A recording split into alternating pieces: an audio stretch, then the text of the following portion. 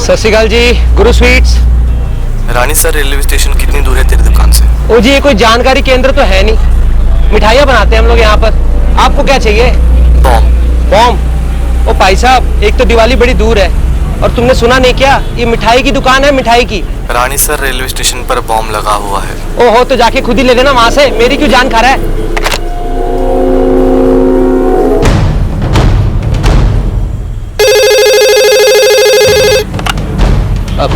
Hello. Phone मत काट। तुसी कौन बोल रहे हो जी? 15 मिनट है, बचने का मौका दे रहा हूँ तुझे। जा, रानी सर स्टेशन जा, रोक सके तो बॉम्ब को रोक। Hello hello.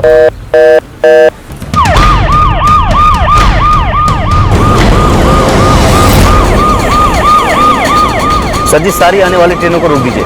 बिना अफरा तफरी के प्लेटफॉर्म पर से सारी पब्लिक को बाहर भेज दो और सारे गेट बंद करवा दो। संभाल कर, लेकिन जल्दी प्लीज। दिल्ली मेल 10 मील की दूरी पर है। रेड सिग्नल दे दो ट्रैक पर, सारे रेड सिग्नल। अमृतसर एक्सप्रेस आगे नहीं बढ़ेगी, पहले से ही 2 ट्रेनें खड़ी हैं। वो कारण आपको बाद में बताएंगे, इमरजेंसी है।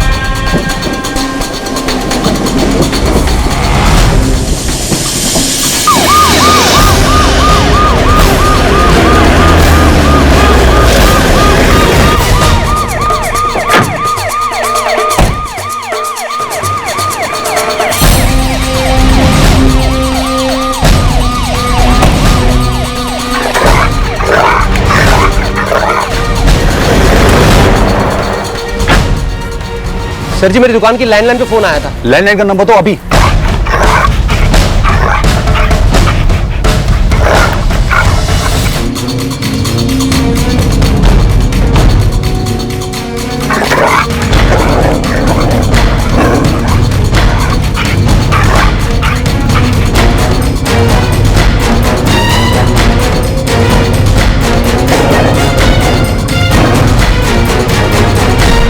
नो सर, अभी तक सेंसर्स ने कुछ पिक नहीं किया है। माइनर सिग्नल भी नहीं। कॉलर के हिसाब से सिर्फ 5 मिनट और बचे हैं ब्लास्ट होने के लिए। Get one thing very clear, हमें कोई डिजास्टर नहीं चाहिए। डिटेक्शन स्क्वाड को बढ़ा दो। सर, चारों की चारों टीम्स मेरे साथ है प्लेटफॉर्म पर और एक टीम उस फोन कॉल को ट्रेस कर रही है। सर, हम बॉम्ब को फटने नहीं देंगे।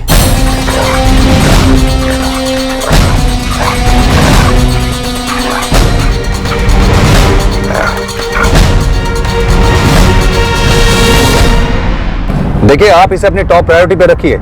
पूरी ताकत लगा दीजिए। It's a bomb threat. किसी भी हालत में हमें इस कॉलर की डिटेल्स चाहिए, अभी चाहिए।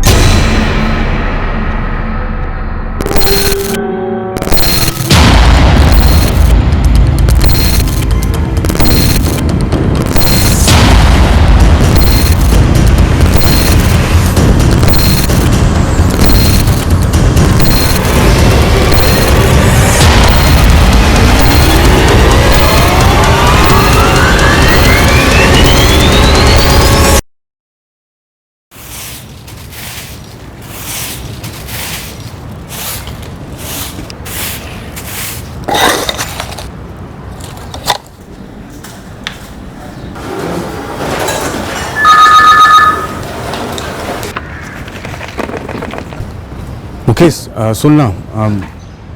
दिनेश, हम तुम्हारे बिना कहे समझ गए कि तुमको फिर जल्दी जाना है आज, और तुम्हारा काम हम कर लें। हाँ दोस्त, जल्दी है थोड़ी आज।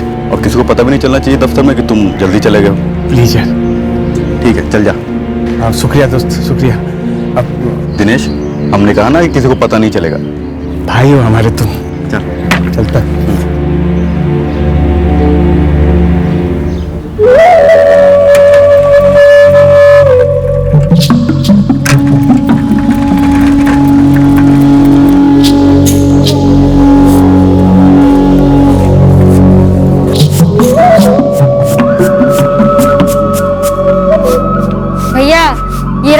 हमसे बॉन्डिंग से आ जाएगा। बस 10 मिनट और भाभी जी। अरे भाभी जी, कल तक दूसरा हाथ पूरा हो जाएगा। भैया दूसरा हाथ हो ना हो, कल आखिरी दिन होगा, ये बता देती हूँ।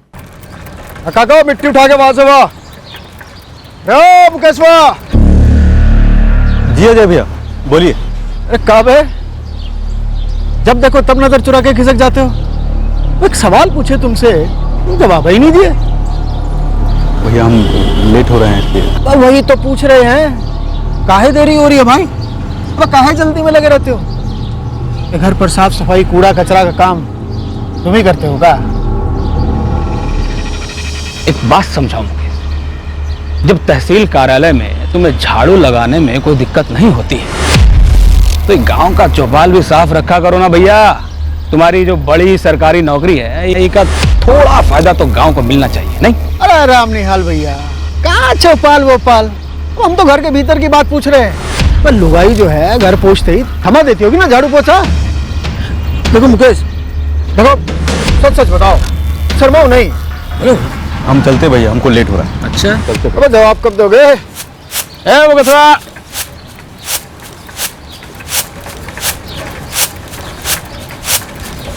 अरे विद्या, चाय चढ़ा दे, मुकेश आ गया है। हाँ अम्मा जी चढ़ा दी। राम राम मुकेश भैया। राम राम।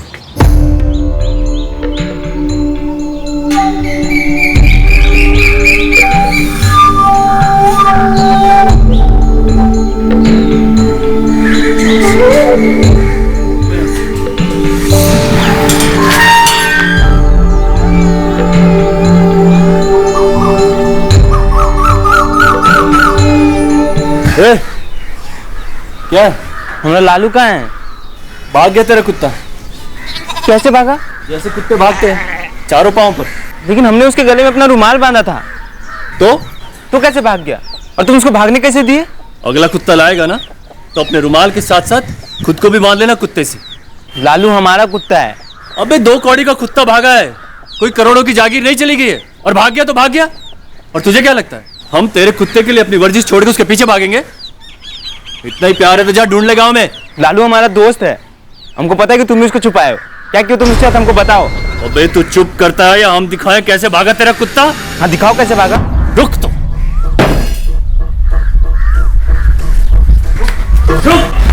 अबे रुक। साले ऐसे ही भागा था तेरा कुत्ता भी। बच्चू अगली बार हमको अगर आसपास भी दिखाई दिया ना तो तू भी ऐसे ही भागेगा जैसे तेरा कुत्ता भागा था 4 पैरों पे। तेरा लंगोट खोल के तेरे गले में डाल के पूरे गांव में घुमाएंगे हम। भाग यहां से। बीज खाद पानी सब तबीयत से डाल दिया है, बस नजर रखनी होगी उस राम निहाल और राजा ठाकुर पर कि कहीं हमारी फसल फिर से बर्बाद न कर दें। वो पुताई वाले भी बोल रहे थे कि उनको रास्ते में रोक कर पूछा गया है कि काहे काम कर रहे हैं उस घर में। पूरन भैया वो लोग सुधरने से रहें और हमें रहना इसी गांव में ही है। तो क्या उनकी मनमानी सहते रहे? थक जाएंगे एक दिन, देखिएगा। और कब तक चलेगी मनमानी? एक दिन बहुत जल्द आएगा जब उनके ताने, उनकी चुगलियां, हमारा नुकसान करना सब बंद हो जाएगा। और पता है वो कब होगा? जब हम दिल पर लेना बंद कर देंगे तब। क्या हाल है हमारे पहलवान का? कुश्ती कर रहा है अंदर। पहलवान को कल डॉक्टर से मिलाने ले जाना है। हम कल आएंगे काम से तो तुरंत निकलेंगे अस्पताल के लिए।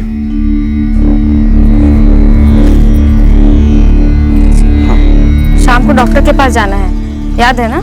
याद है विद्या, डॉक्टरनी डांटने वाली है पहलवान को कि कम कुश्ती करो।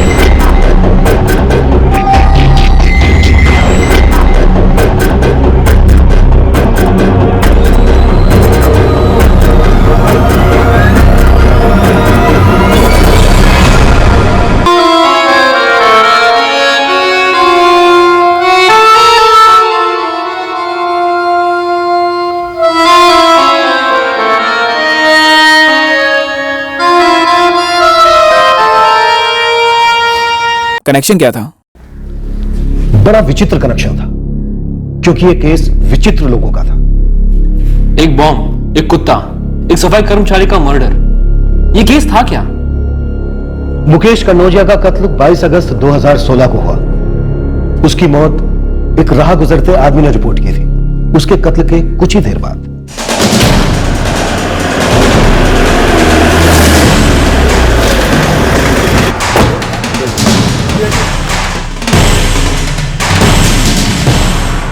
कंट्रोल रूम में किसने फोन किया था? हम ही फोन किए थे साहब। कौन है ये? ये मुकेश कनौजिया है, यही पास में देवकुंज गांव है, वहां का रहने वाला है। चौरीपुरा जो तहसील है ना, उसके कार्यालय में सफाई कर्मचारी है। लेकिन इसको पहले हमने नहीं देखा था। तो फिर बिना देखे कैसे फोन किया? ना साहब, हमारी तो चाय की दुकान है, हम अपना स्टोव जला रहे थे, तभी दो आदमी बाइक से आए, बोले कि सड़क पर एक लाश पड़ी है। तो हम देखने आगे दौड़ के यहाँ आए तो देखा कि अपना मुकेश कनौजिया है।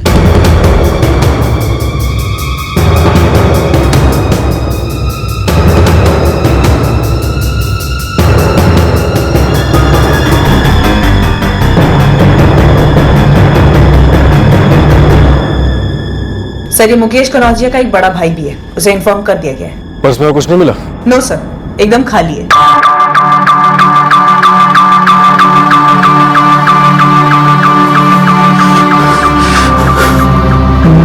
मुकेश, ये सब कैसे हो गया? हमारा भाई तो सवेरे काम पे निकला था। पूरन जी, हमें मुकेश की लाश बंदीपुर के रास्ते में मिली, वहां पास में इसकी साइकिल भी पड़ी थी। मुकेश,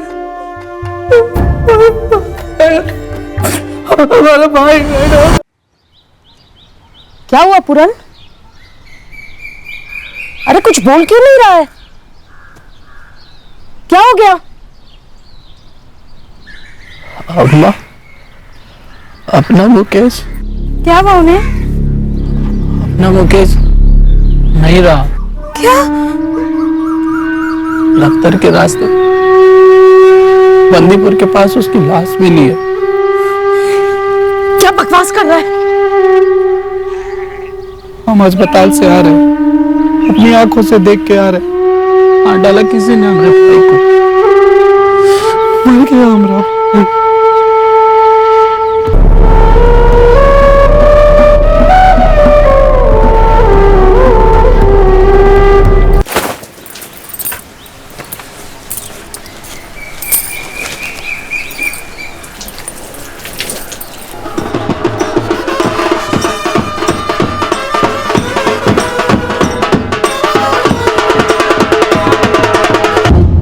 लाठी पर जो खून है वो मुकेश कनौजिया के ब्लड सैंपल के साथ मैच कर रहा है। मौत लाठी के वार से हुई होगी? 100%। 2 वार हुआ है, पहला सर के पिछले हिस्से पे, दूसरा सामने से माथे पर। बहुत ही मजबूती से वार किया गया है। तहसील ऑफिस में सफाई कर्मचारी था क्या? पर कैसे हुआ? क्या हुआ यशपाल जी? मनीष, हम कह रहे थे ना 8:30 बज गए हैं और मुकेश अब तक पहुंचा नहीं। जरूर कुछ माजरा है। बताइए भी, क्या हुआ? मुकेश के ऊपर किसी ने वार किया है, ऐसा बताया उन्होंने, और उसका देहांत हो गया है। क्या? पूरन जी, मुकेश का बटुआ एकदम खाली मिला है और उसकी लाश के पास उसका फोन भी नहीं मिला। आप मुझे उसका फोन नंबर दीजिए। फोन कंपनी से बोलिए मुकेश के इस नंबर का जल्द से जल्द रिकॉर्ड निकाल के दें। पूरन जी, मुकेश का फोन बंद आ रहा है। मैडम जी, ये सब कुछ राम निहाल दीक्षित और अजय ठाकुर का किया करा है। कल रात को ये मुकेश से कह रहे थे कि कब तक चलेगा इन लोगों का मनमानी। सालों ने हद ही पार करके रख दिए, कोई एक मौका नहीं छोड़ते मैडम हम लोगों को बर्बाद करने का।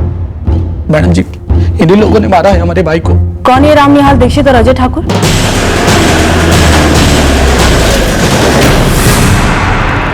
अजय ठाकुर? उनको पता था सबसे पहले हमारा इनाम घसीटा जाएगा, लेकिन हवलदार साहब हम साथ चुप रहे। तुझे जो कुछ भी कहना है ना, चल के बड़े साहब से कहना। हाँ, लेकिन हम चल गाड़ी में बैठ। अरे मेरी बात तो सुन लीजिए। बैठ गाड़ी में बैठ। अरे ऐसा कोई बैर नहीं था हमारा मुकेश कनौजिया के साथ, और ना ही पूरन के साथ।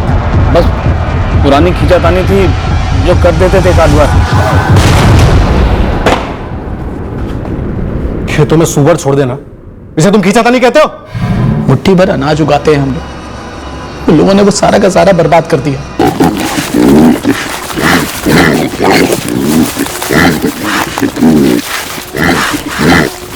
हम इन लोगों के खिलाफ लड़े मैडम। उनके पास पैसे की ताकत थी और गुरूर भी।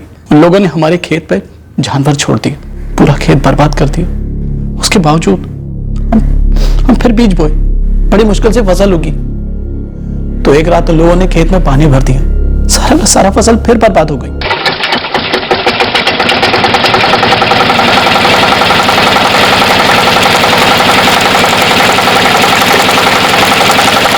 हम दोनों भाइयों ने मिलकर बांध बांधा, उन लोगों ने उसको भी तोड़ दिया। वो दोनों ऐसा क्यों कर रहे थे तुम भाइयों के साथ? जलते हैं वो लोग। हमारे बाप दादा उनके खेतों और घरों में काम किया करते थे। वो लोग जात पात खूब मानते थे। हम लोग तरक्की किए, उन लोगों से ये देखा नहीं गया, खासतौर से हमारे भाई की सरकारी नौकरी तहसील दफ्तर में। हाँ मैडम, हमारा भाई सरकारी नौकरी करने लगा, वो लोग आग बबूला हो गए। हमारे भाई को अच्छी तनख्वाह मिलने लगी, हमने पक्का घर बनवा लिया। ये सब उनसे देखा नहीं गया। फसल बर्बाद करना तो था ही, अब आते जाते करके सब लोगों को ताने भी मारते थे वो लोग। यहां तक कि घर में पुताई करने वाले लोगों के साथ भी उन लोगों ने हमारी बुराई की मैडम। जंगली सुअर की तरह दौड़ा दौड़ा कर मारूंगा तुम दोनों को सालों। सच बताओ, मुकेश को खुद मारा या मरवाया? नहीं साहब, हमने कुछ नहीं किया। साहब वो चिढ़ाना विढ़ाना थोड़ा ज्यादा हो गया था, मानते हैं, माफी मांगने को भी तैयार हैं। पर उनके खेत में हम कभी जानवर नहीं छोड़े, वो तो अपने आप से चले आते हैं, हमारे खेत में भी चले आते हैं साहब। हम सिर्फ टांग खींचते थे मुकेश और पूरन की, बस। कोई निजी दुश्मनी नहीं थी हमारी। हमारे लॉकअप में भी टांग हाथ सब कुछ खींचा जाता है, और हमारी भी कोई निजी दुश्मनी नहीं होती। सिर्फ सच निकलवाने के लिए सब कुछ करना पड़ता है। तो अब बोलोगे या फिर सब कुछ खींचना शुरू करूं?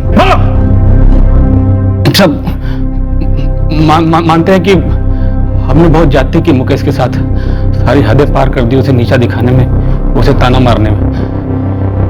हाँ, हम जलते थे साहब उससे, पर साहब ये कत्ल वतल करने जितना बुद्धू नहीं है हम, जबकि हम जानते हैं कि सबसे पहली उंगली हम पर ही उठेगी। आज सुबह तुम दोनों कहाँ थे? हम तो घर पर थे।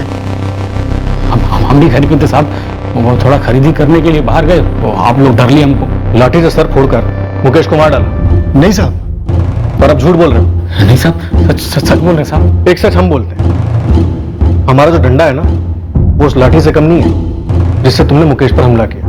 पर हम तुम्हारा सर नहीं फोड़ेंगे, तुम्हारे पूरे बदन की हड्डियों की चटनी बना देंगे। इसलिए तुम दोनों आपस में फैसला कर लो, कौन बिना नमक मिर्च के सच बताएगा। 5 मिनट है तुम दोनों के पास।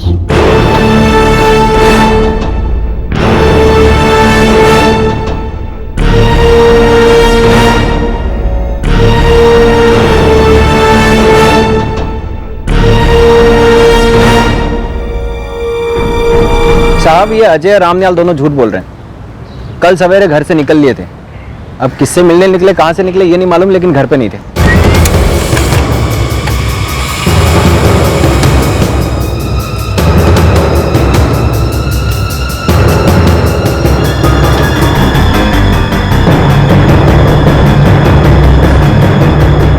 सर, ये दोनों झूठ बोल रहे हैं। सुबह 8 बजे दोनों की फोन की लोकेशन बंदीपुर थी, जहां मुकेश मारा गया। ये लोग अपने आप को ऊंचा समझते हैं, इसलिए मुकेश के सफाई कर्मचारी होने पर भी उसे नीचा दिखाने की काफी कोशिश कर रहे थे। सर, गांव वालों का कहना है कि मुकेश को जितनी सैलरी मिलती थी तहसील ऑफिस में, ये दोनों खेती करके भी उतना नहीं कमा पाते थे। सारी जलन की जड़ यही है सर। और कत्ल, क्या कत्ल करने जितनी जलन थी मुकेश की कमाई को लेकर? सर, मुकेश का फोन अभी भी बंद आ रहा है। उसके फोन की लास्ट लोकेशन क्राइम सीन ही था, बंदीपुर। मुकेश के फोन रिकॉर्ड्स में कुछ और मिला? कोई दूसरी औरत या ऐसा ही कुछ? ये दोनों जलन खाए अजय और रामनिहाल के अलावा कोई और एंगल नजर आ रहा है? कोई शक करने जैसे फोन कॉल्स?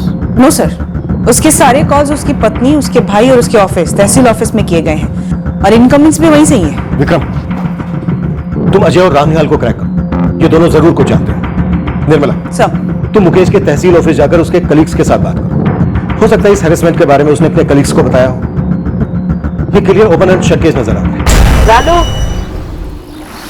रानू, रानू, रानू, रानू।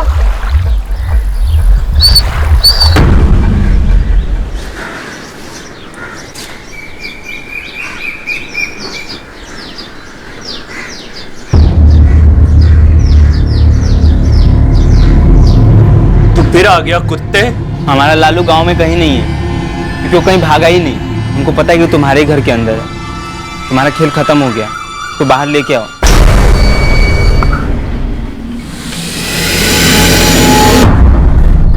डर क्यों रहे हो? लेके आओ लालू को बाहर। चल आजा। कहाँ? हमारे साथ अंदर चल, देते हैं तेरा लालू। कोई जरूरत नहीं है, तुम उसको बाहर लेके आओ, वो अपने आप दौड़ के हमारे पास आ जाएगा।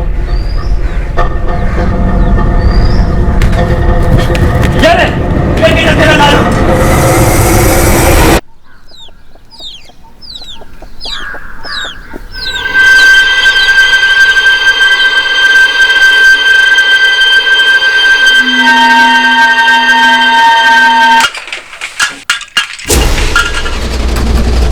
अरे कौन है रे? कौन है? 7:45 बजे अजय तुम अपने घर से निकले। 8 बजे बंदीपुर के पास पहुंचे, जहां राम निहाल पहले से ही घात लगा के बैठा था। उसके बाद मुकेश वहां से निकला अपनी साइकिल पर, और तुम दोनों ने उस पर हमला किया और उसे मार डाला। हम दोनों तो 7 बजे अपने घर से बाहर निकले और सीधा बाजार गए, जहां हमारा बिरजू के साथ कुछ काम था। 8:30 बजे हम लोग बिरजू के यहाँ से नाश्ता करके निकले। फिर हमें जाना था चोरीपुर, वो रास्ता जाता बंदीपुर हो, और वहां हमने मुकेश को देखा। और वो क्या कर रहा था? डंडे से खुद की जान ले रहा था? नहीं साहब, सर वो काम तो कोई कर चुका था। मुकेश वहां पड़ा हुआ था, मरा हुआ। मुश्किल से 15 मिनट पहले तूने मुझसे कहा क्या सुबह तू घर से निकला ही नहीं? झूठ बोला था साहब। मुकेश को घायल पड़ा देख हम इतना डर गए थे कि पूछो नहीं। तब हमें लगा कि सारा इल्जाम हम भी पर ही आएगा। तो मुकेश है?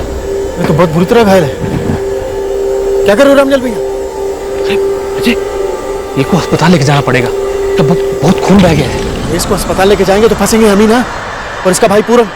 सबसे पहला और आखिरी नाम हम दोनों का ही तो लेगा। अरे बैठो, इससे पहले कोई देख ले। बैठो।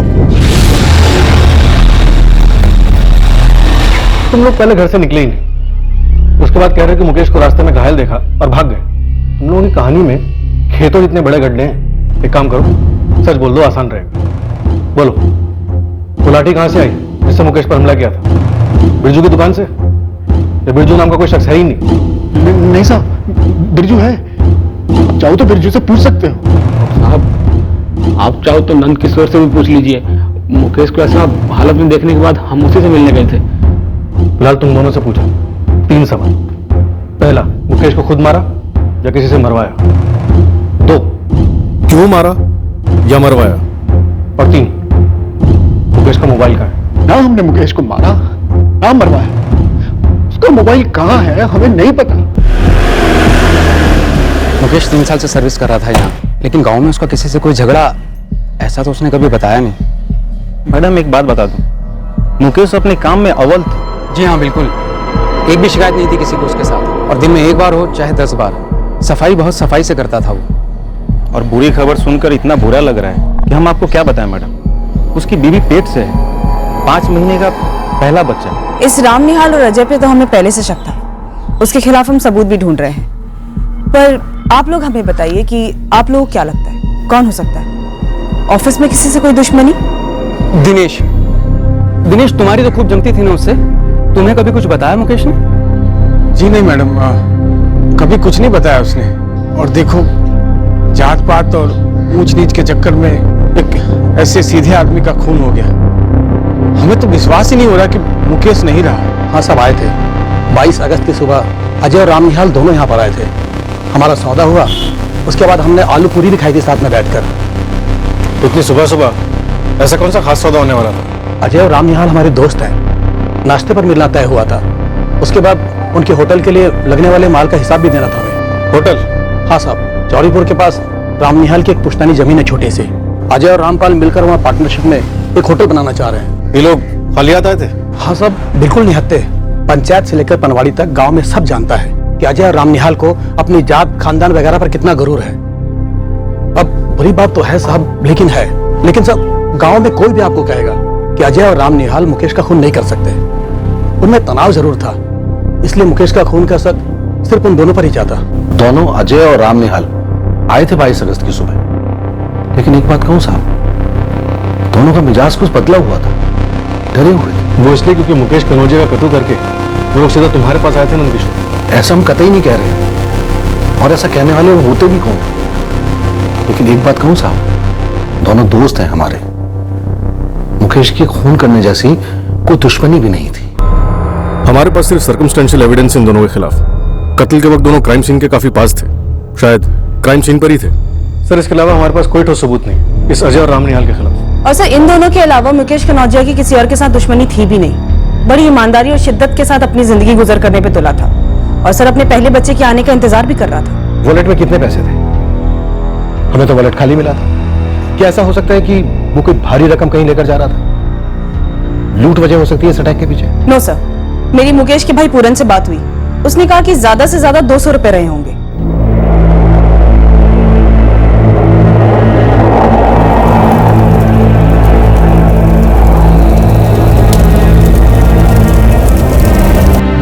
रो ले बेटी, रोकर तेरा दुख हल्का होगा। नहीं रोई तो ये बच्चे के लिए ठीक नहीं है। हमारे बारे में सोच, हमने तो अपना बेटा खो दिया। मुकेश ने इस सारे घर की शक्ल बदल दी थी। अब उसका बच्चा इस दुनिया में आ रहा है। ये तुम्हारी और हमारी जिम्मेवारी है ना, हमें ख्याल रखना होगा। रो ले बेटी, रो ले।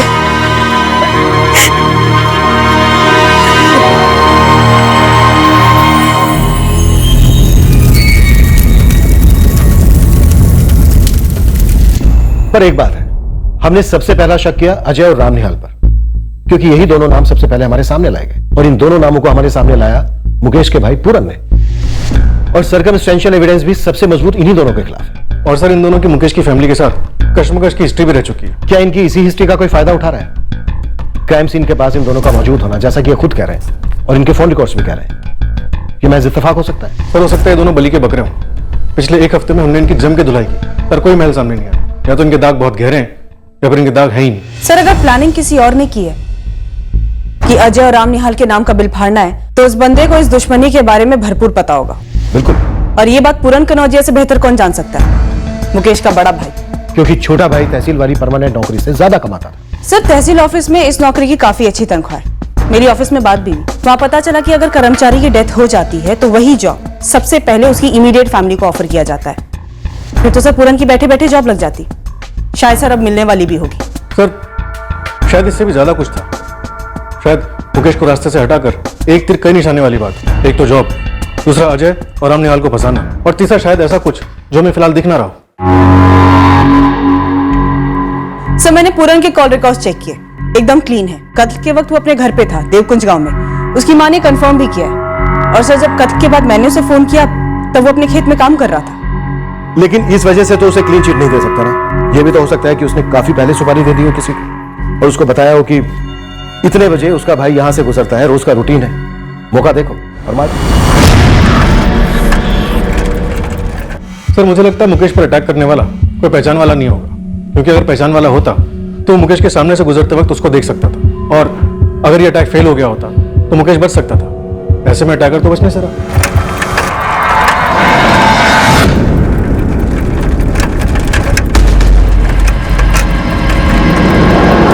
सर इस कत्ल के पीछे अजय हो, राम निहाल हो, दोनों हो, या फिर खुद पूरन हो, एक बात तो साफ है कि लाठी चलाने वाला कोई अजनबी था, कोई किराए का, किसी देवकुंज से, चौरीपुर से, या फिर आसपास के किसी दूसरे गांव से। अजय और राम निहाल को रिलीज कर दो, उनसे कहो कि उनके खिलाफ कुछ नहीं मिला है, वो जा सकते हैं। ये दोनों प्रोफेशनल क्रिमिनल्स तो है नहीं, कोई ना कोई गलती जरूर करेंगे ये सोचकर कि ये दोनों अब शक के दायरे से बाहर है। Right sir. और इस पूरन के पीछे भी अपने आदमी लगा दो। ये जो राम लक्ष्मण वाले देसी घी के लड्डू परोस रहा है ना, ये लड्डू मुझे कुछ ज्यादा ही मीठा लगता है। आ जाओ, शायद तुम लोग सच बोल रहे हो, तुम्हारे खिलाफ कुछ मिला नहीं, इसलिए तुमको रिहा कर रहे हैं।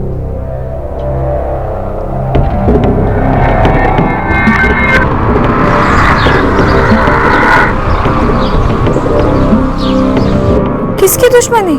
कैसी दुश्मनी? विद्या, हमें राम निहाल और अजय पे शक है, और अगर उन्होंने ऐसा किया है तो यकीन मानो हमारा, हम उन्हें छोड़ेंगे नहीं। पर तुम हमें बताओ, क्या कभी मुकेश ने तुमसे ऐसी कोई बात शेयर की, छोटी से छोटी बात भी? बस काम पे जाता और वापस लौट आता। जब से उसकी नौकरी लगी थी हमारे दिन और अच्छे हो गए थे। उसकी तो किसी के साथ कोई दुश्मनी भी नहीं थी। हम दोनों तो बस सपने देखते थे, अपने आने वाले बच्चे के, उसके और हमारे भविष्य के। हमारे तो सारे सपने ही चूर-चूर हो गए। अरे भाई, हम तो बस पुताई का काम कर रहे थे। अब घर के अंदर का महाभारत हो रहा है, ये कहानी हम कैसे बताएं आपको? अरे महाराज, हमें तुम्हारी कहानी वानी में कोनो इंटरेस्ट नहीं। तुम दोनों ये बताओ, तुम 2 हफ्ता से उधर काम कर रहे हो ना, तो कुछ टेढ़ा वेढ़ा देखे हो? जैसन जैसन ये जो मुकेश है, सवेरे सवेरे काम पर चला जाता हो, उसके बाद उसके भैया जो है पूरन, वो भी खेत चले जाते हो और बीच में वापस घर आ जाते हो। कुछ देर सुस्तियाते हो, फिर वापस चले जाते हो, समझे ना? ए असलम, सीधा पूछो ना कि पूरन भैया और मुकेश भैया की जोरू के बीच कोनो टेढ़ा संबंध है या नहीं। ठीक है भैया, सीधा पूछते हैं, कौन टेढ़ा संबंध है का? भाई हम दीवार रंगते हैं, अब लोगन की जिंदगी कितनी रंगीन है वो का हमसे का लेना देना। और असलम सुनो, तुम्हारे सवाल का ना एक ही जवाब है, और वो है ना। 14 दिन से वहाँ काम कर रहे हैं, ना किसी को आते देखा ना जाते देखा, और ऐसा ना उल्टा पुल्टा सवाल हमारे दिमाग में नहीं आता।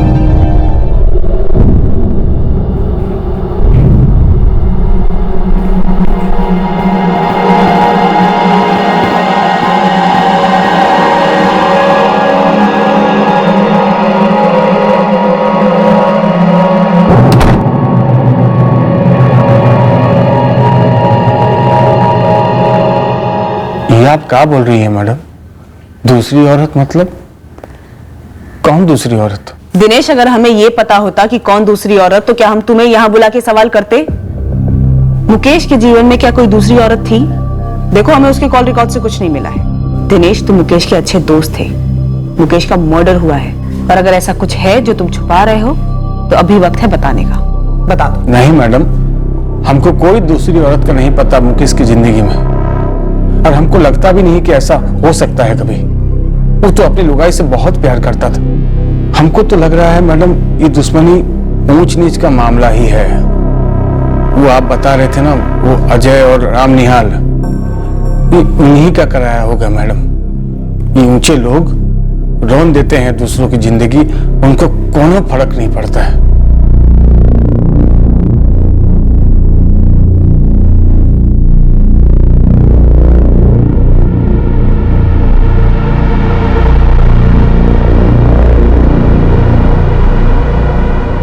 साहब, काफी समय से हम ये रामनिहाल और अजय पर नजर रखें। उनके कुछ कामगारों को भी हम अपनी तरफ कर लें। किसी की जुबान पर एक शब्द नहीं है मुकेश के मर्डर को लेकर। किसी कामगार का इस्तेमाल किया हो सकता है? नहीं साहब, ऐसा किया होता कब का धर लिया होता और आपके सामने ला दिए होते। ये मामला कुछ और है, घर में आपस का मामला है जो पकड़ में नहीं आ रहा साहब।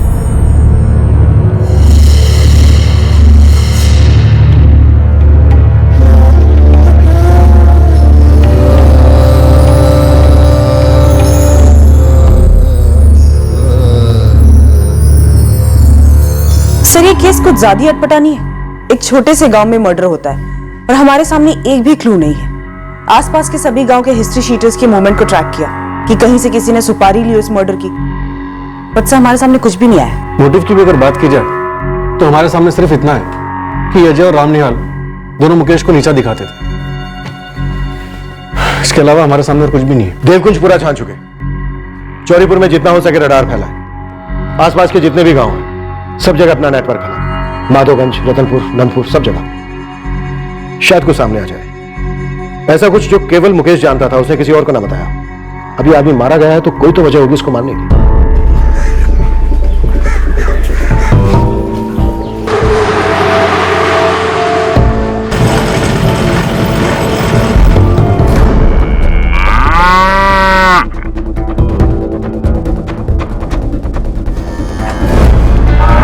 छोटा सा तबेला है इस परिवार का। बनवारी निशा का छोटा भाई, वही सारे जानवर संभालता है।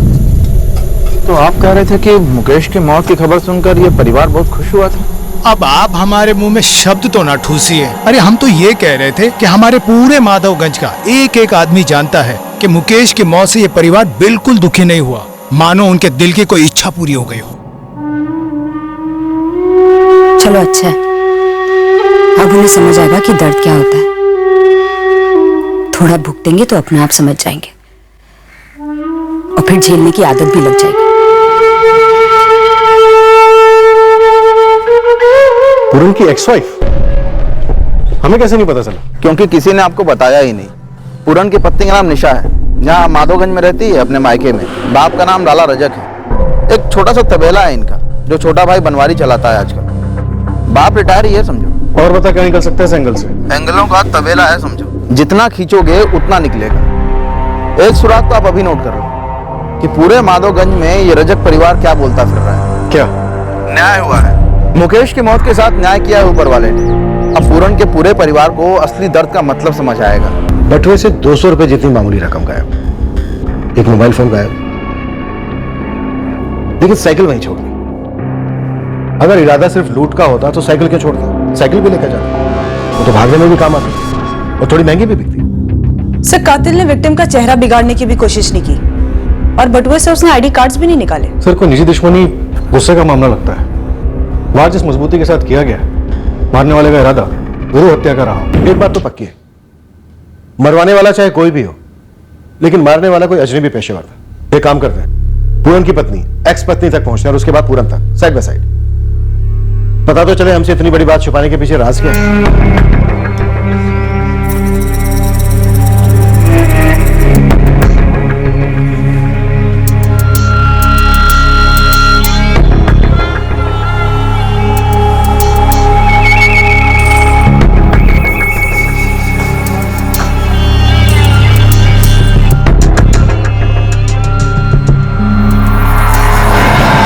मुकेश कनौजिया, उसका काम, उसका घर, उसका कत्ल, उसके भाई पूरन की एक्स वाइफ, ये सारी बातें एक ही केस की लगती हैं। लेकिन रानी सर, वो बॉम्ब थ्रेट, उसका कनेक्शन अब भी क्लियर नहीं हुआ है। क्या वो बॉम्ब ढूंढा गया था?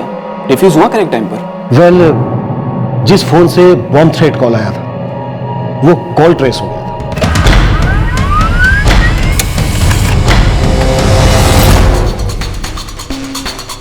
यूपी, उत्तर प्रदेश से कॉल था। Yes sir. Number Uttar Pradesh का है, फिलहाल मोबाइल स्विच ऑफ है। सर्विस प्रोवाइडर को हमने इस नंबर के डिटेल्स तुरंत देने के लिए ऑर्डर्स भेजे सर। सर्विस प्रोवाइडर से कहो कि तुरंत से तुरंत भी अगर कुछ होता तो उतनी जल्दी हमें डिटेल चाहिए। यहाँ लोगों की जाने दांव पर है। मुकेश कन्नौजिया मर्डर केस में अब भी 2 अहम प्लेयर्स हमारे सामने आने बाकी थे, जिनका क्राइम सीन और क्राइम के टाइम दोनों के साथ था।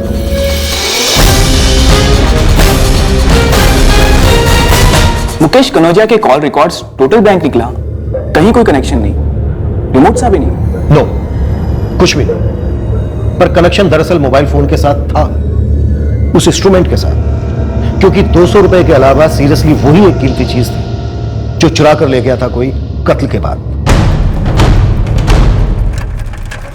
अब हमारे सामने सस्पेक्ट्स की पूरी टीम खड़ी हो गई थी, पर इस गेम का कॉल कहीं जाकर वो चुराया हुआ मोबाइल फोन साबित होने जा रहा था। लालू,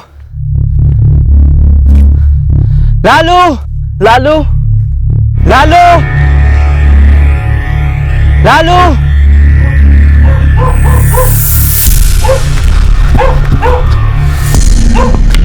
लालू। क्या कर रहे कुंदन भैया? अभी तक उस कुत्ते का भूत सवार है। भूत भूत नहीं है वो, लालू नाम है उसका, दोस्त है हमारा।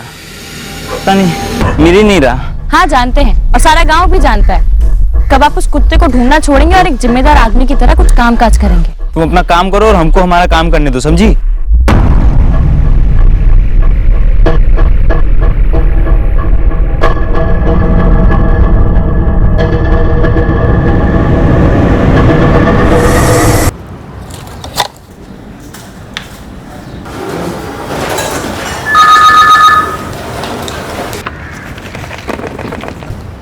मुकेश, सुनना, दिनेश हम तुम्हारे बिना कहे समझ गए कि तुमको फिर जल्दी जाना है आज, और तुम्हारा काम हम कर लें। हाँ दोस्त, जल्दी है थोड़ी आज। और किसी को पता भी नहीं चलना चाहिए दफ्तर में कि तुम जल्दी चले गए हो। प्लीज यार। ठीक है, चल जा। शुक्रिया दोस्त, शुक्रिया। अब दिनेश, हमने कहा ना कि किसी को पता नहीं चलेगा। भाई हो हमारे तुम। चल, चलता।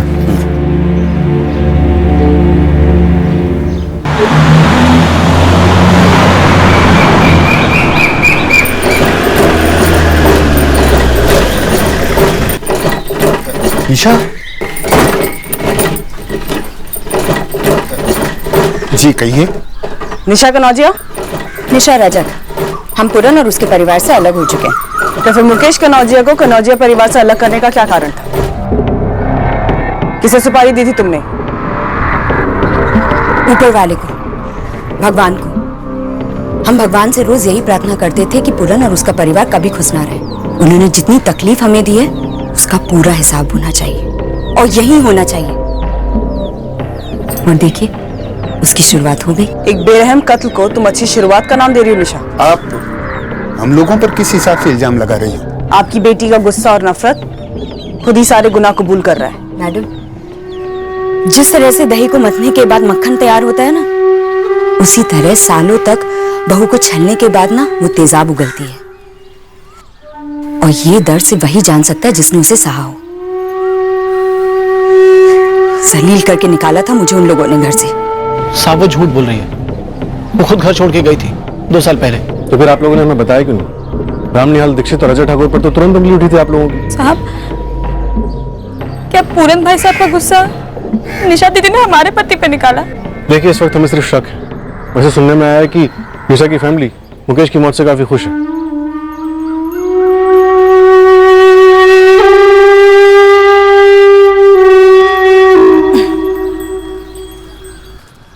अरे निशा, दूध उबल गया, कहाँ चली गई तू? आई।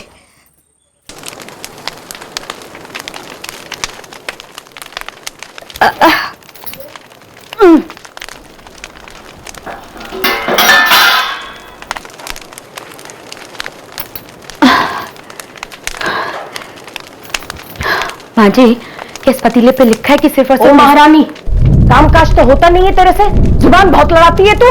आप एक काम कीजिए, पूरन ही अपने लाडले मुकेश से कह के ना चश्मा बनवा लीजिए, तब आपको दिखेगा कि आपकी बहू 6 महीने पेट से है। जो औरतें पेट से होती है ना, वो ससुराल में नहीं रहती, वो मायके में जाकर रहती हैं। और तू कोई न्यारी नहीं है जो पेट से हुई है, समझी?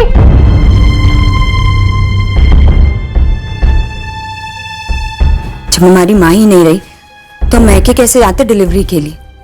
ये सब जानते हुए भी बस सास ताने कसती रही, तो पूरन के मुंह से अपनी माँ के खिलाफ एक शब्द नहीं निकलता। ऐसे क्या देख रही हो? हम नहीं पड़ेंगे तुम औरतों के झगड़े में। झगड़ा? एक तरफा हमला हो रहा है हम पर। तुम्हारी बीवी है, तुम्हारा बच्चा पाल रहे अपने पेट में।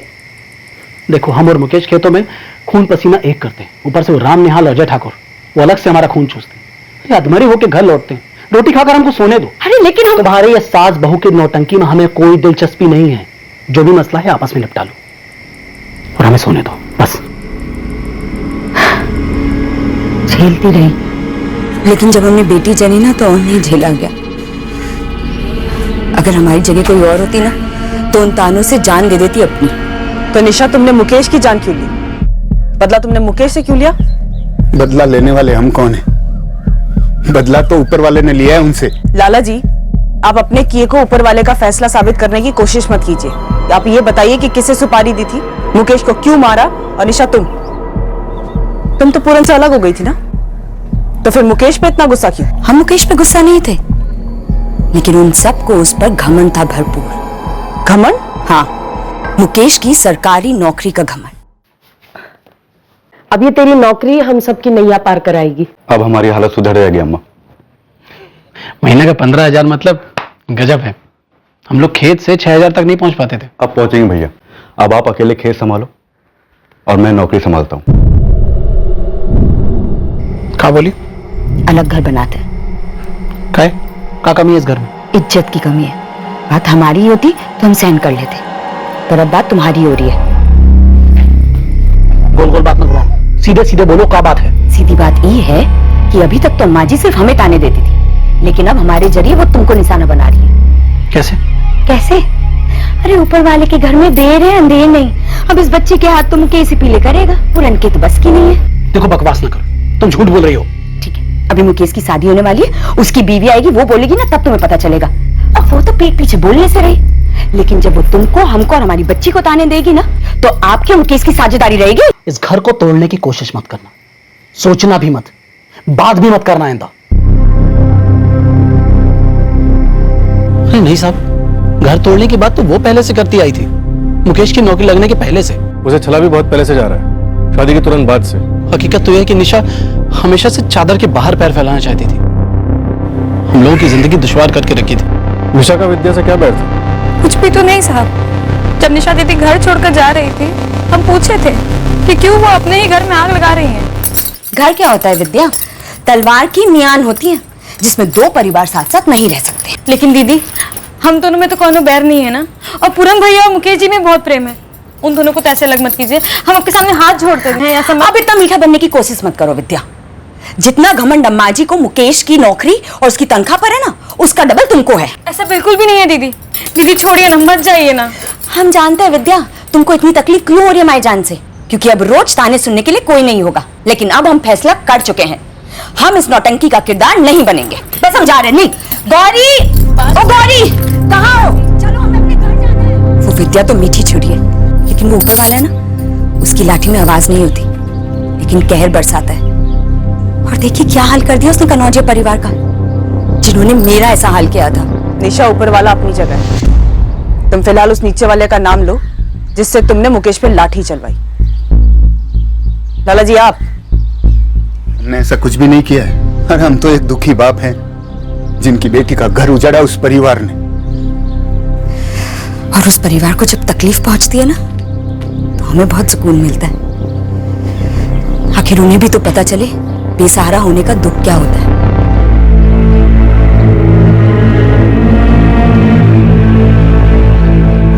दुश्मनी हमसे थी तो हम पे निकालती। हमारे निर्दोष भाई ने निशा का बिगाड़ा।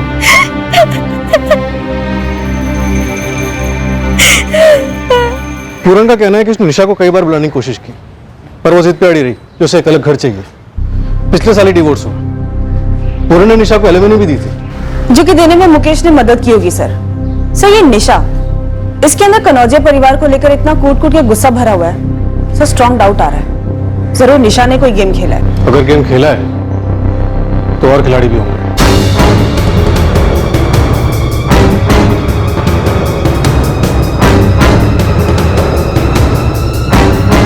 मम्मी मुझे और दाल चाहिए।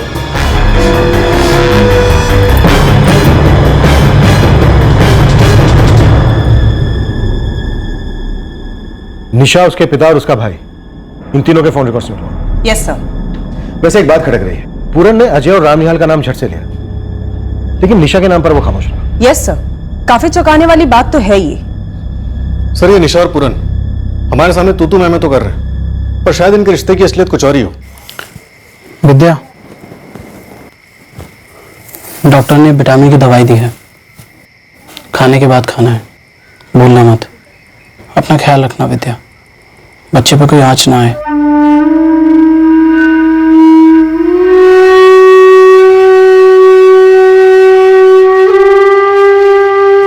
पूरन, कहीं ऐसा तो नहीं कि निशा की बद्दुआएं वाकई हमारे घर को लग गई हो?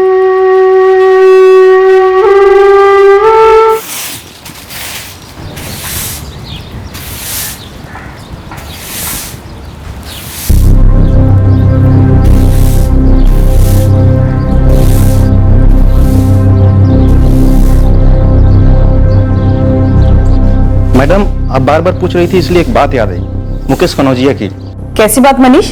मुकेश की तरह ही एक और सफाई कर्मचारी है, दिनेश पाल, जो मर्डर के दिन छुट्टी पर था। इस मुकेश कनौजिया और दिनेश पाल के बीच में कोई झगड़ा था क्या? मैडम सामने से कभी कुछ नजर नहीं है, बस मैं ऑफिस में अटेंडेंस रजिस्टर अपडेट कर रहा था तो देखा मैंने, सोचा आपको बता दूं। Thank you Manish. साहब वैसे तो इस बात में मैं ज्यादा ध्यान नहीं देता, लेकिन एक खटकने वाला इत्तेफाक है साहब। बाबा निगम नाम है? हाँ, इसी नाम से फेमस है। अरे भैया, वो जो गांव के बाहर बरगद का पेड़ है ना, निगम बाबा उसी पेड़ के नीचे बैठे रहते थे।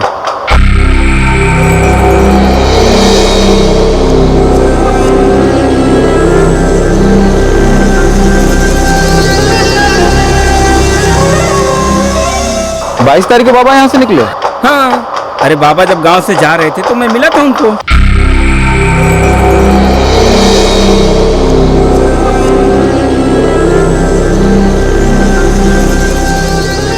प्रणाम बाबा। हरिओम। बाबा इधर कहाँ जा रहे हैं? जहां तक दिल कहेगा चले जाएंगे, फिर बैठ जाएंगे, फिर चल पड़ेंगे। हरिओम। बाबा मतलब माधवगंज उनका परमानेंट ठिकाना नहीं है? अरे भैया, किसी ने बाबा को पेड़ के नीचे बैठे देखा? फिर क्या बात फैल गई? अब सब लोग आ गए चढ़ावा लेकर के, परेशानी बताने लगे बाबा को, बाबा ये बाबा वो। गांव में सब जानते हैं इस बाबा को। गांव का हर आदमी एक ना एक बार तो जा ही चुका है इस बाबा के पास। शादी, बच्चा, भूत प्रेत, प्रॉपर्टी, हर रोग की दवा है इस बाबा के पास।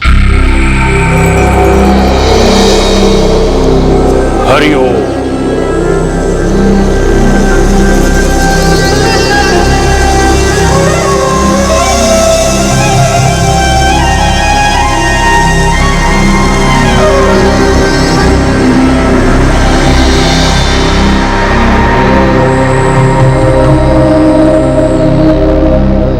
हमारी नजर में आया कहें कि बाबा इस गांव का नहीं है, बस अचानक आता है, दरबार लगाता है और अचानक ही गायब। और उसी दिन गायब जिस दिन मुकेश मारा गया। तंत्र मंत्र का चक्कर बोल रहे हो?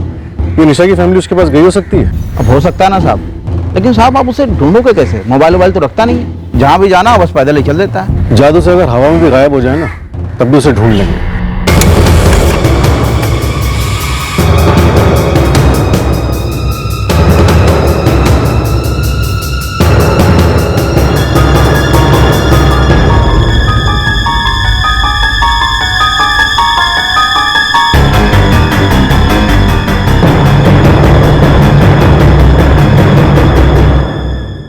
दिनेश पाल 22 अगस्त को पूरा दिन रत्नापुर में था। यस सर, मेरी बात हुई है।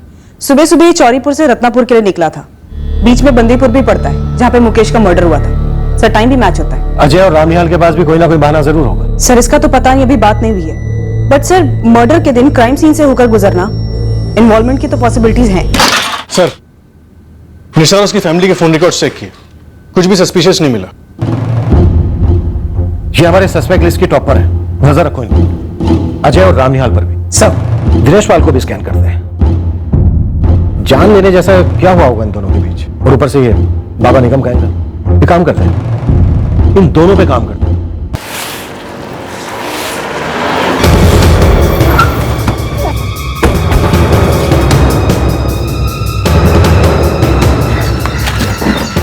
नमस्ते मैडम। नमस्ते। उस दिन जब हमारी बात हो रही थी मुकेश कनौजिया के बारे में, तुमने बताया नहीं कि मर्डर के दिन तुमने छुट्टी ली थी? हमारा एक पर्सनल काम था रत्नापुर में। जी जी जी। सुबह 8 बजे जब बंदीपुर के रास्ते में मुकेश का मर्डर हुआ, तुम भी वहीं से गुजर रहे थे? नहीं मैडम, हम तो 7:30 बजे बंदीपुर क्रॉस कर गए थे और मुकेश तो करीबन 8 बजे वहां से गुजरा था। ओह, यानी तुम्हें पहले से पता था उसके दिनचर्या के बारे में कि वो कितने बजे कहां से गुजरता है? तुम पहले से इंतजार कर रहे थे उसका? नहीं नहीं मैडम, ये आप क्या कह रही हैं? हम तो अपने काम से गए थे वहां।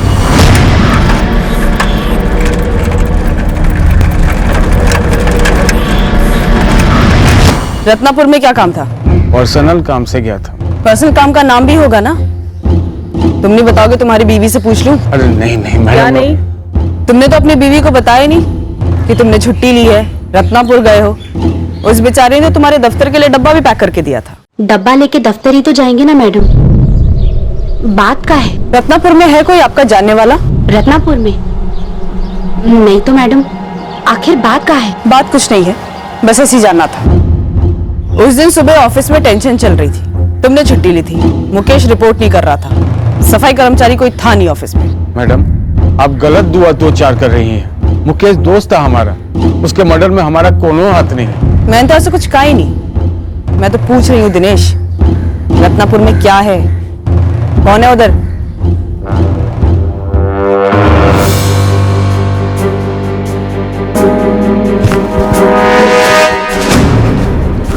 बाबूजी वो पुलिस के खबरी पूछताछ कर रहे हैं। किस बारे में? कि हम निगम बाबा से कितनी बार कब और कैसे मिले। निशा दी, हमको मुकेश की मौत की इतनी ज्यादा खुलकर खुशी नहीं मनानी चाहिए थी। जो बात दिल में थी वो बस जुबान पे आ गई। पुलिस को जो करना है कर ले। जब हमारा उस परिवार से कोई लेना देना ही नहीं तो डरने का क्या मतलब? निशा बेटा, माना कि उनको तकलीफ हुई तो हमें सुकून मिला, लेकिन क्या उनकी तकलीफ में हमारा कोनो हाथ था? आप हमसे पूछ रहे कि हम मुकेश को मरवाए? नहीं बाबूजी, हम मुकेश को नहीं मरवाए। ये है निगम बाबा, हम हमारी पूरी फैमिली के साथ गए थे इनसे मिलने और तब लिए थे फोटो।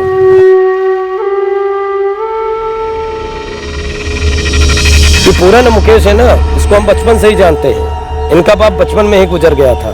हम निशा को भी जानते हैं, जिसका पूरन से तलाक हो गया है। हम विद्या को भी जानते हैं, जो मुकेश की पत्नी है। अरे यार, जो तुम सवाल किए हो विद्या के बारे में, कोई भी सुनेगा तो हिल जाएगा। विद्या तो मुकेश की पत्नी थी ना, उसका पहला बच्चा भी होने वाला है, फिर वो कैसे मुकेश को? रमदार बाबू, वो कहते हैं ना, प्रेम और जंग में सब कुछ जायज है। फिर अवैध प्रेम भी तो प्रेम ही होता है ना। पर वो दोनों तो भाई थे, पूरन मुकेश। उनके बीच रिश्ते भी काफी अच्छे थे। उनके बीच में त्रिकोण मुश्किल लगता है। दिनेश, सबसे पहले हमें तू ये बताएगा कि तू रत्नापुर क्यों गया था। उसके बाद हम उसका पुष्टिकरण करेंगे। फिर तुझे हरी झंडी देंगे कि तूने मुकेश कनौजिया का मर्डर किया है या नहीं किया है, वरना हम समझेंगे कि तुम दोनों की कोई दुश्मनी थी, इस वजह से तूने मुकेश कनौजिया को मार डाला। शायद उसके फोन में कुछ था, क्योंकि वही एक चीज है जो गायब है। सर, हमारी कोई दुश्मनी नहीं थी मुकेश से। तो फिर हमारे साथ क्या दुश्मनी है जो बता नहीं रहा है कि रत्नापुर क्यों गया था? कत्ल हुए 1 महीना बीत चुका है, लेकिन हमारे पास कोई ठोस लीड नहीं है। ये बाबा कत्ल के दिन से गायब है। साहब, ये जो बाबा निगम है ना, ये जादू तोड़ने वाला बाबा है। ऐसे लोगों को पकड़ना मुश्किल नहीं होता, मक्खी की तरह पब्लिक पहुंचती है इनके पास। तुम भी पहुंच जाओ जल्द से जल्द। यहाँ से भदोही तक जितने भी गांव, जितने भी कस्बे हैं, हर जगह तस्वीरें फैला दो। आरती नाम है उसका। आरती क्या? पूरा नाम, फोन नंबर, एड्रेस? मैडम, वो शादीशुदा है। शादीशुदा तो तू भी है। तभी तो मैडम सब, उसका पति किसान है। भदोही खाद लेने गया था तो आरती ने हमको घर बुला ली। उसको ना घसीटो साहब, इसमें मेहरबानी होगी आपकी। पता करो रत्नापुर में आरती से मिलने गया था या नहीं। क्या एड्रेस लिख लिख।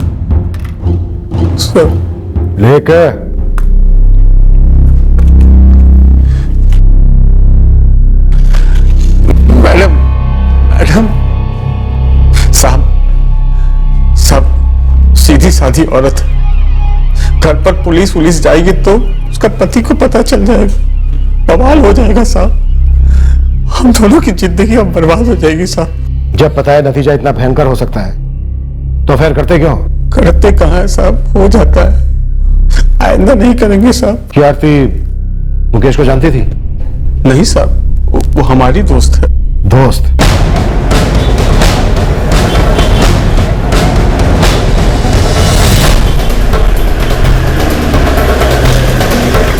ए सुनो जरा,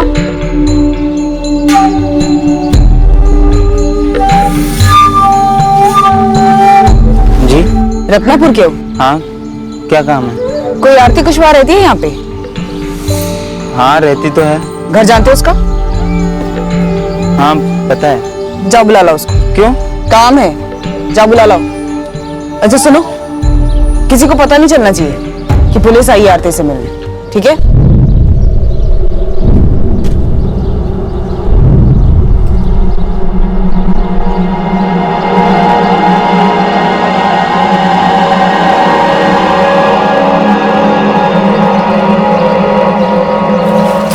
जी, हम आरती। आरती, 22 अगस्त को सुबह 8 बजे से लेकर शाम को 6 बजे तक दिनेश पाल तुम्हारे साथ था, तुम्हारे घर में? आरती देखो, हम तुम्हारे अफेयर की बाल की खाल करने नहीं आए हैं। सिर्फ इतना बताओ कि दिनेश पाल तुम्हारे साथ था या नहीं, सुबह से लेकर शाम तक। किसी मुकेश कनौजिया को जानती हो तुम? जी, वो कौन है? दिनेश के साथ काम करता था। 22 अगस्त को बंदीपुर के रास्ते पे उसका कत्ल हो गया है।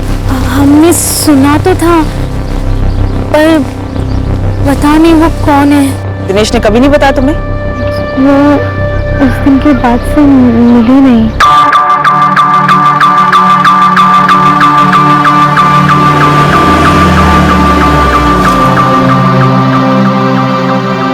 सर, आरती ने कंफर्म तो किया कि दिनेश उसके साथ था, लेकिन मुकेश का नाम सुनते ही हड़बड़ा सी गई। सर, शायद मुकेश को जानती हो। सब कह तो रहे हैं कि मुकेश सही और सीधा आदमी था, पर हो सकता है दिनेश और आरती को मुकेश से कोई खतरा हो। उसका फोन भी गायब है। सर, ब्लैकमेल वाला एंगल? क्या मुकेश दिनेश और आरती को ब्लैकमेल कर रहा था? क्या उनका कोई वीडियो क्लिप या कोई फोटोग्राफ था उसके फोन में? ब्लैकमेल से तंग आकर ब्लैकमेलर का कत्ल। अरे नहीं साहब, आरती बिल्कुल नहीं जानती मुकेश को। तो मुकेश कनौजिया के फोन में क्या था? ऑफिस का किसी का कुछ? जो मुकेश कन्नौजिया जानता था, जिसकी वजह से उसे मार डाला और वहां से उसका फोन गायब कर दिया? नहीं सर, हमको कुछ नहीं मालूम सर। अरे उस दिन हम छुट्टी लेकर के आ गए, हम पूरा फंस गए सर। आरती के पति को पता चल गया तो वो भी तकलीफ में आ जाएगी सर। मर्डर हुआ है दिनेश, और हम कल्प्रिट की तलाश कर रहे हैं, मुकेश कन्नौजिया के मर्डर में। जिंदगी तकलीफ में नहीं, बल्कि जिंदगी खत्म हो गई है। हमने निशा और उसके परिवार पर 24 घंटे निगरानी रखी। निशा के भाई बनवारी की मोटी बैकग्राउंड फाइल बनी, एक एक डिटेल एंटर। पूरन और विद्या के एंगल पर भी उतने ही जोश से लगे रहे। क्या ये कन्नौजिया खानदान के घर के अंदर रचा गया षड्यंत्र था? हमारे पहले मुख्य आरोपी राम निहाल और अजय को भी हमने रडार से बाहर नहीं जाने दिया, और मुकेश कन्नौजिया का कलीग दिनेश पालपर से भी नजर हटाई नहीं गई। सर 2 महीने हो गए और हम वहीं के वहीं। बटवे से जो 200 रुपए निकाले गए, अगर हम उसे छोड़ दें तो अटैक के बाद सिर्फ फोन चोरी हुआ, जो अभी तक ऑन नहीं हुआ। मैंने पूरन से पता भी किया था, काफी सस्ता फोन था। पर जिंदगी इतनी सस्ती नहीं होती है ना विक्रम,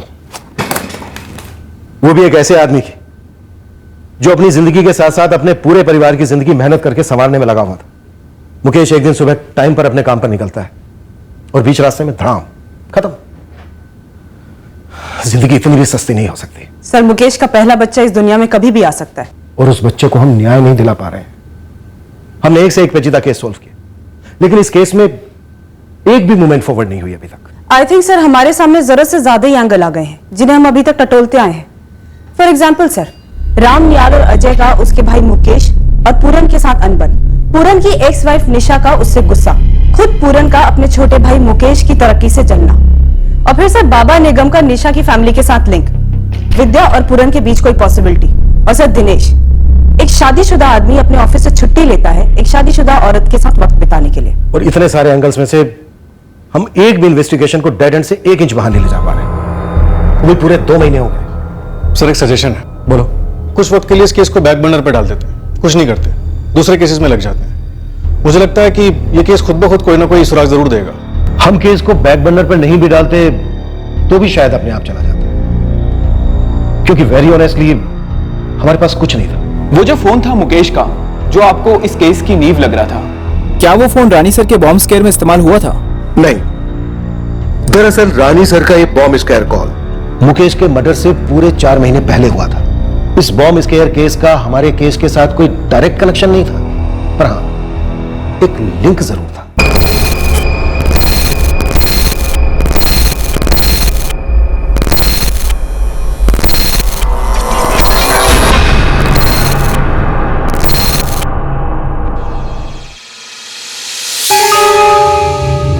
डिफ्यूज हो गया? स्टील का डब्बा था, पूरा स्टेशन स्कैन किया, लगता है रॉन्ग अलार्म था। देखिए हम फिर भी रिस्क नहीं ले सकते, आप एक बार पूरा स्टेशन दोबारा स्कैन कीजिए, एक एक कोना। फिर से स्कैन करता हूं पूरा, प्लीज। अगर किसी ने झूठा कॉल किया भी है तो हमें उस झूठे कॉल की तह तक जाना होगा विजय। बिल्कुल सर, कॉल उत्तर प्रदेश का ट्रेस हुआ है, एक टीम निकल चुकी है। केस फाइल करो, जो भी कॉलर है उसे अरेस्ट करो फौरन। ये किसी बहुत बड़ी कॉन्स्पिरेसी का हिस्सा हो सकता है या टेरर ग्रुप हो कोई, जो भी हो हम कोई चांस नहीं लेंगे, हम उसे लाइटली में नहीं लेंगे Vijay. Is that clear? Right sir. जो मोबाइल फोन मुकेश कन्नौजिया की किलिंग के बाद गायब हुआ था, वही फोन इस केस की अहम कड़ी बन चुका था, और वो कड़ी जब जुड़ी हम सबके होश उड़ गए। SIM number 444789857। ये वो सिम नंबर है जो इस IMI नंबर के इंस्ट्रूमेंट पर एक्टिवेट हुआ था, जो मुकेश कन्नौजिया का इंस्ट्रूमेंट। कब एक्टिव हुआ? 1 घंटा पहले। इस नंबर की डिटेल्स कब तक भेज सकते हैं? 1 घंटा दे दीजिए, फोन कंपनी से डिटेल्स निकलवानी पड़ेगी।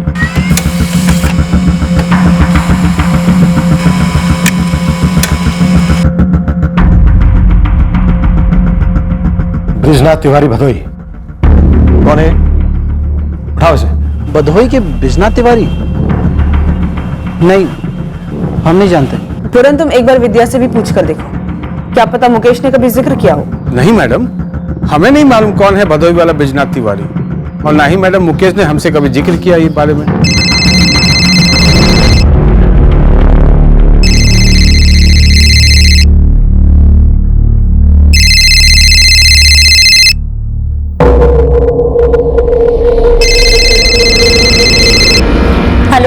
कौन बोल रहे हैं? आपने फोन किया है तो आप बताइए आप कौन बोल रहे हैं। ये नंबर बिजनाथ तिवारी के नाम पर रजिस्टर्ड है ना? जवाब तब मिलेगा जब आप अपनी पहचान करवाएंगे। देवकुंज पुलिस थाने से पीएसआई विक्रम सिंह बोल रहा हूँ। अब बताओ। सर, बिजनाथ तिवारी हमारे पापा हैं और ये नंबर हमारा है, गीता तिवारी। क्या समस्या हुई है सर? आप इस वक्त जहां से बात कर रही हैं वहां का एड्रेस दीजिए। ये पुलिस अब गीता के पीछे क्यों पड़ गई है? गीता का फोन उन्हें क्यों चाहिए अब? बता नहीं रहे हैं ना, आप बस जल्दी से आ जाइए। ठीक है मैं आ रहा हूँ। ये हमारे बच्चे भी ना सच में बिल्कुल।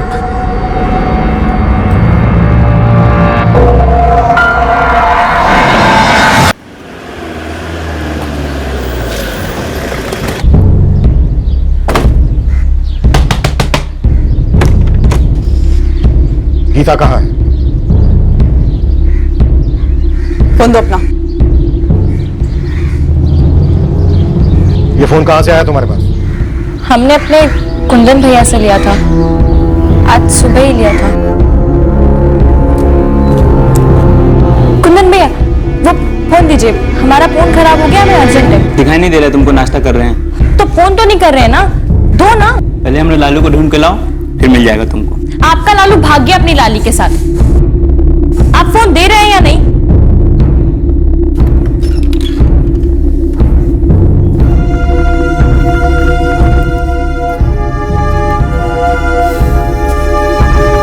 फिर कभी हमको नाश्ते के बीच में से मत उठाना, समझ गई?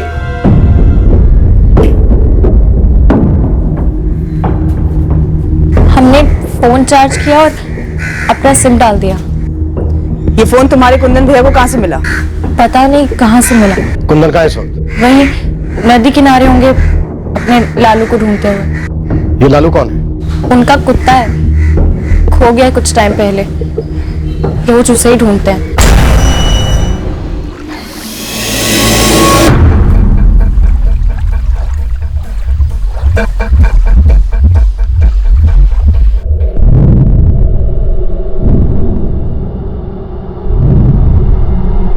इस मोबाइल फोन के मालिक का मर्डर हो चुका है। अब तो बताओ कहां से हाथ लगा ये मोबाइल फोन? बताइए ना कुंदन भैया। बता देना कुंदन। सर ये फोन हमें हमारे लालू के बदले मिला है। कुत्ते के बदले फोन? किसने किया सौदा? सर पहलवान सिंह। देख कुंदन, अपना बस बहुत हो गया। तेरा कुत्ता वाकई में खो गया है, अब नहीं आएगा वो। भूल जाओ उसे, भूल जाओ उसे, ठीक है? लेकिन तुम उसको भागने ही कह दिए। ये ले, ये फोन बेच दे और ले ले नया कुत्ता। लेकिन हमको कोई और कुत्ता नहीं चाहिए, हमको हमारा लालू ही चाहिए। आज ना हम तेरा सर फोड़ देंगे, भेजा खा जाऊंगा तेरा खून पी खून। रुक रुक।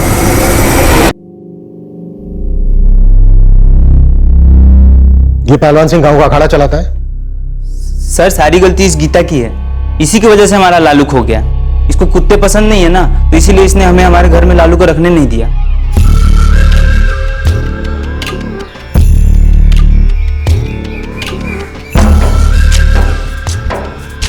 ये कहाँ से उठा लाया रे कुंदन? अम्मा हम लोग तालाब के पास मिले थे और वहीं हमारी दोस्ती हो गई। ये अब हमारे साथ ही रहेगा। इस घर में तो ये नहीं रहेगा। काहे?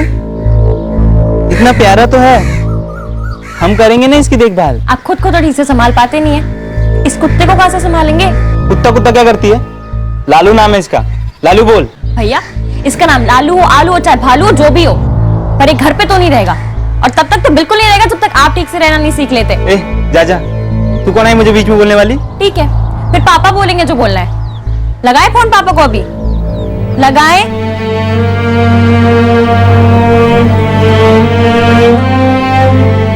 समझ नहीं आ रहा था कहाँ रखे हम अपने लालू को। फिर हम अपने मामा के पास गए। इसका देखभाल कौन करेगा? ये टट्टी करेगा, पेशाब करेगा, इसे कौन साफ करेगा? हम नहीं करेंगे। मामा मामी हम करेंगे ना, हम रोज आके काम कर देंगे लालू का। देख कुंदन, तू आज तो बोल रहा है, एक दो दिन आएगा भी, उसके बाद क्या? कौन करेगा इसका? हम करेंगे ना मामी। देखिए हमने अपना रुमाल भी बांधा है लालू पर, रख लीजिए इसको प्लीज। सर हम एक सुबह पहुंचे लालू के लिए खाना लेके, लेकिन वहां पे लालू नहीं था। लेकिन आप लालू को पहलवान को काहे दे दिए? तुम क्या बोले थे हमको? रोज आके टट्टी पेशाब साफ करोगे उसका। 2 दिन हो गए तुम नहीं आए। अरे पूरा आंगन बदबू से भर गया था। वो तो शुक्र मनाओ पहलवान का, उसको लालू पसंद आ गया तो लेके चला गया वो। अरे सर पहलवान से हम रोज लड़े, हम वहाँ रोज जाते थे और वो रोज यही बात बोलता था कि लालू नहीं है। सर अभी तक हमको हमारा लालू नहीं मिला। और इस पहलवान ने लालू के बदले तुझे ये फोन दिया? जी सर। अरे हद है साहब, वो पागल कुंदन झूठ बोल रहा है। पहलवान सिंह, वो झूठ बोल रहा है या तुम? हमारा जो अखाड़ा होता है ना हवालात, वहां पे सारा सच निकल जाता है। ओ साहब, हम पुश्तैनी नहीं पहलवान है, पूरे गांव में इज्जत है हमारी। आज तक कोई गलत काम नहीं किए हैं और हम किसी मुकेश कनौजिया को नहीं जानते। वो कुंदन, अरे साहब उसका स्क्रू ढीला है, बकवास कर रहा है वो। हम काहे कुत्ते के बदले फोन देंगे उसको? ले चलो। हमारी गांव में इज्जत है साहब, हमारी बात तो सुनिए साहब। हम कोई फोन वोन नहीं दिए हैं। ए कुंदन, झूठ काहे बोल रहा है बे? सर ये झूठ बोल रहे हैं, यही हमको फोन दिया है सर। एक एक हड्डी तोड़ देंगे कुत्ते। पहलवान ठंड रख, ठंड। ये तेरा अखाड़ा नहीं, हमारा पुलिस स्टेशन है। माफ कीजिए साहब, लेकिन इसका कुछ कीजिए साहब। ये सर फिरा झूठ मूठ हमें फंसा रहा है। कब से मेरा कुत्ता ढूंढो करके हमें परेशान कर रहा है। और तूने वो परेशानी मिटा दी, खुद लाठी से मुकेश के सर पे वार किया था ना, सिर्फ एक मोबाइल के लिए। अरे नहीं साहब, हम पहले ही बता चुके हैं, हम किसी मुकेश कनौजिया को नहीं जानते हैं। Sir 1 second. सर पूरन से बात हुई, तहसील ऑफिस में दिनेश से भी बात हुई। मुकेश का इस पहलवान से कभी कोई कनेक्शन रहा ही नहीं। तो निशा ने तो उसे सुपारी नहीं दी? सर निशा और उसकी फैमिली के भी फोन रिकॉर्ड चेक किए, उनसे भी इस पहलवान का कभी कोई कनेक्शन नहीं रहा। साहब आप सारे पुलिस रिकॉर्ड चेक करवा लीजिए। हमारे खानदान से, पूरे अखाड़े से एक भी आदमी का नाम पुलिस रिकॉर्ड में नहीं है। इसका है, और इस मेंटल को रत्नापुर की पुलिस ने पहले भी अरेस्ट किया था। पूछिए इसके घर वालों से। कुंदन इससे पहले गिरफ्तार हो चुका है? हाँ जी, हमने इस कुंदन तिवारी को अप्रैल 2016 को गिरफ्तार किया था। और चार्ज क्या था? रानीसा पुलिस का वांटेड बंदा था ये। इसने रानीसा रेलवे स्टेशन पर बॉम्ब थ्रेट दिया था।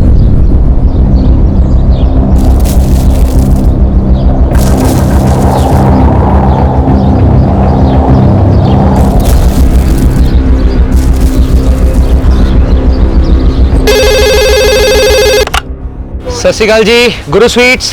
15 मिनट है तेरे पास, बचाने का मौका दे रहा हूँ। रानी सर रेलवे स्टेशन जा और रोक सके तो रोक ले बॉम्ब को फटने से। क्यों कुंदन, क्यों? तू जानता है कितनी तकलीफ हुई यहाँ की पुलिस को और पब्लिक को, कितना नुकसान उठाना पड़ा रेलवे को। तू बोलेगा या फिर डंडे से बुलवाऊं मैं?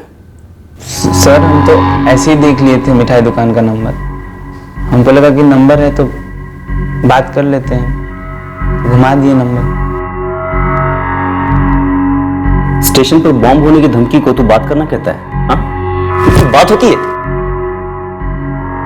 रानी सर की पुलिस ने इसकी जमकर धुनाई की थी और बाद में सख्त वार्निंग के साथ छोड़ दिया था। गीता, ये मोबाइल फोन तुम्हारे कुंदन भैया के पास कब से था? सच बताना। सर हमें नहीं पता, कुछ महीनों से शायद। दरअसल कुंदन भैया हमारा फोन गुमा दिए थे, जिसके बाद हमने उन पर बहुत चिल्लाया था। अरे हमको तो गेम खेलना था और हमारे पास फोन है ही नहीं।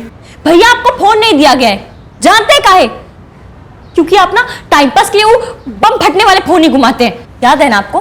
पुलिस ने चेतावनी दी है, अगर अब की बार आपने ऐसे कोई हरकत की तो आपके साथ साथ पापा को भी अरेस्ट कर देंगे। अरे लेकिन वो तो बहुत पहले की बात है। 4 महीने पहले की बात है भैया। अब आप क्या करेंगे, कैसे करेंगे, हमको कुछ नहीं पता, पर हमको हमारा फोन चाहिए बस। घुमा दिए है ना तो ढूंढ के लाइए, पर लाइए। सर इतना जोर से चिल्लाई हम पर, बहुत गुस्सा आ गया था हमको। एक तो उम्र में छोटी है हमसे गीता, ऊपर से ऐसे थे। सर आप ही बताइए, ऐसे चिल्लाना सही है? कुंदन तुझे फोन कहां से मिला? और दूसरे दिन ही कुंदन भैया हमको ये फोन लाके दे दिए। ये लो फोन। इतना सस्ता फोन आप ही रखिए इसे, हमारा स्मार्टफोन था, हमें वही चाहिए। खुद तो स्मार्ट हो नहीं, स्मार्टफोन का कहाँ अचार डालोगी? रखना है रखो वरना भाड़ में जाओ। हे राम, अब समझ आ रहा है कि कहां से फोन उठा लाए होंगे वो। सर हमें सच में ये फोन नहीं चाहिए था, लेकिन आज सुबह जब हमारा फोन खराब हो गया और हमें अर्जेंट था, इसलिए हमने ये फोन लिया। कुंदन, क्या वो ये आदमी था जिसे तूने मार डाला? सर हमको तो खाली फोन चाहिए था और उसके हाथ में फोन था।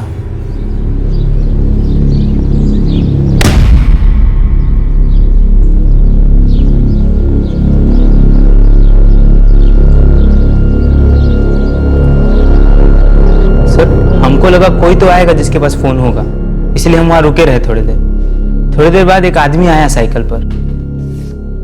ये आदमी आया था साइकिल पे? सर हमको चेहरा तो याद नहीं है, क्योंकि सर हमको तो खाली फोन चाहिए था ना, तो सर हमारा लक बहुत अच्छा था क्योंकि उसके हाथ में फोन था।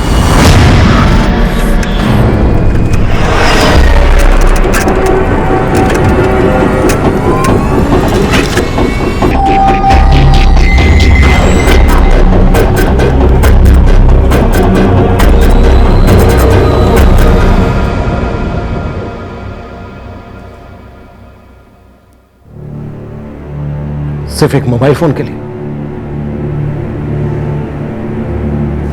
कुंदन, ये आदमी वो था जो तू नहीं है। एक जिम्मेदार आदमी था, एक ईमानदार आदमी था। गरीबी में पैदा हुआ था लेकिन अपने परिवार को, अपने होने वाले बच्चे को गरीबी से ऊपर उठा रहा था। इसकी बीवी एक बच्चे को दुनिया में लाने वाली है, लेकिन ये अपने बच्चे का चेहरा देखने के लिए जिंदा नहीं है। जानता है क्यों? क्योंकि तुझे इसका मोबाइल फोन चाहिए था। क्या कहें साहब, हम उसके बचपने को कभी समझ ही नहीं पाए। बचपना? कृष्णा जी, बॉम्ब की धमकी देना, एक आदमी को जान से मार देना सिर्फ एक मोबाइल फोन के लिए, ये बचपना नहीं है। ये बहुत ही क्रूर, स्वार्थी और विकृति के साथ किया गया संगीन जुर्म है। इसके लिए कानून आपके बेटे को कड़ी से कड़ी सजा देगा। कत्ल किया है उसने। हमने तो हमेशा उसे अच्छी ही सीख देने की कोशिश की साहब। जो जाहिर सी बात है गई नहीं, उसके दिमाग में, दिल में। कभी आपने सोचा कि ये सीख क्यों नहीं जा रही है? कोई दीवार है उसके दिमाग में या दिल में? कोई मसला है? कभी वक्त बिताया उसके साथ ये जानने के लिए? लगता तो नहीं है। नतीजा आपके सामने है।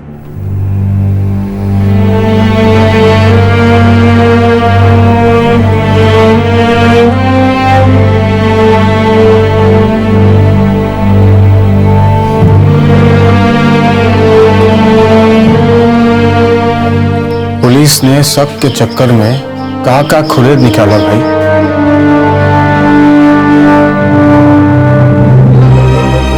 बाबूजी, हमने आपसे भले ही कहा हो कि हमें खुशी हुई थी दिल ही दिल में, लेकिन नहीं हुई थी। मुकेश अच्छे आदमी थे, इस प्रकार में मारे गए। किसी के साथ ऐसा ना, दुश्मनों के साथ भी नहीं।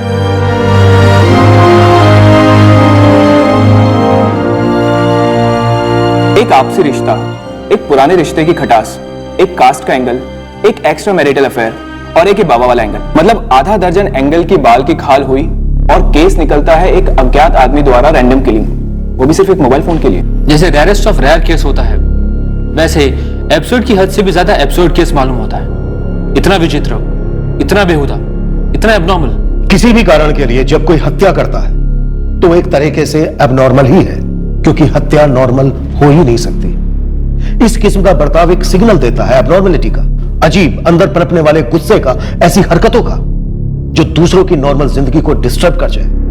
जब भी कोई बहुत छोटी चीज के लिए बहुत बड़ी जिद पकड़ लेता है तो उस मसले के साथ साथ उस व्यक्ति को भी संबोधित करना बहुत जरूरी होता है।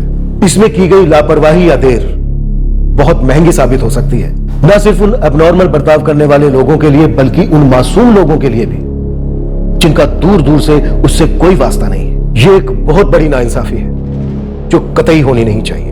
इस तरह के और भी एपिसोड देखने के लिए हमारे चैनल को सब्सक्राइब करें और बेल आइकन दबाना ना भूलें।